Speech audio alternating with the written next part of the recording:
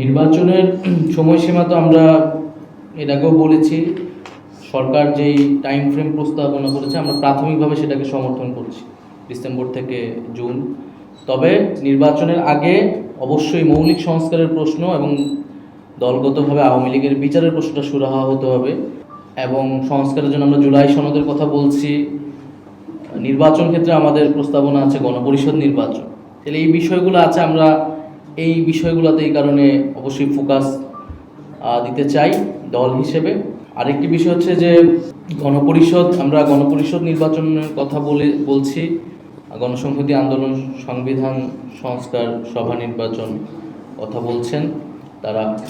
তবে এটা কনসেপচুয়ালি আমরা এই জায়গায় একমত যে সংবিধানের যদি আপনি ফান্ডামেন্টাল চেঞ্জ করতে চান, মৌলিক সংস্কার বা নতুন করে নতুন বা পুনর্লিখন করতে চান, তাহলে আপনাকে অবশ্যই জনগণের ম্যান্ডেট নিয়ে সেটা করতে হবে। সেটা কেবল সংশোধনীর মাধ্যমে যদি আপনি সংবিধান সংস্কার করেন সেটা আসলে টেকসই হবে না। আমরা ইতিহাসে এটা দেখেছি বিভিন্ন সময়ে। তো এই জায়গায় আমরা একমত যে সংসদে কেবল সংশোধনীর মাধ্যমে সংবিধান পরিবর্তন করার আসলে এটা টেকসই হবে না, বরং জনগণের ম্যান্ডেট নিয়ে সংবিধান পরিবর্তন করতে হবে, সংবিধানের মৌলিক পরিবর্তন। সেই জায়গায় আমরা গণপরিষদ নির্বাচনের কথা বলতেছি, ওনারা আরেকটা প্রস্তাবনা দিয়েছেন, সেটা নিয়ে পরবর্তীতে আমরা আরও আলাপ আলোচনা করব। তবে কনসেপচুয়ালি আমরা এক জায়গায় আছি। যেটা বললেন যে জোট, আমরা তো বলেছি আমরা জুলাই গণ অভ্যুত্থান থেকে যেহেতু আমাদের উত্থান এবং যেই গণ অভ্যুত্থানের যেই আকাঙ্ক্ষা কমিটমেন্ট, সেটা আমরা মনে করি ন্যায় বিচার এবং পরিবর্তন অর্থাৎ সংস্কার।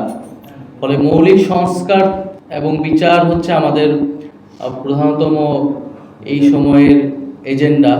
তো সেই জায়গায় আমরা আমাদের এই এজেন্ডার ভিত্তিতে আমরা বিভিন্ন রাজনৈতিক দলগুলোর সাথে বসছি। সেই এজেন্ডার ভিত্তিতে মাঠের ঐক্য হতে পারে, রাজনৈতিক ঐক্য হতে পারে, কিন্তু নির্বাচনী কোনো ধরনের ঐক্য বা জোট সে বিষয়ে আমরা এই ধরনের কোনো ধরনের আলোচনাতেও আমরা এখনো আগ্রহী না। এনসিপি আমরা মূলত রাজনৈতিক যে ঐক্য, ফ্যাসিবাদ বিরোধী যে ঐক্য, জুলাই গণঅভ্যুত্থানের আকাঙ্ক্ষার ভিত্তিতে যে ঐক্য, সেই ঐক্যর ভিত্তিতে আমরা আমাদের যে সংস্কার এবং বিচারের দাবিটা সেটা বাস্তবায়ন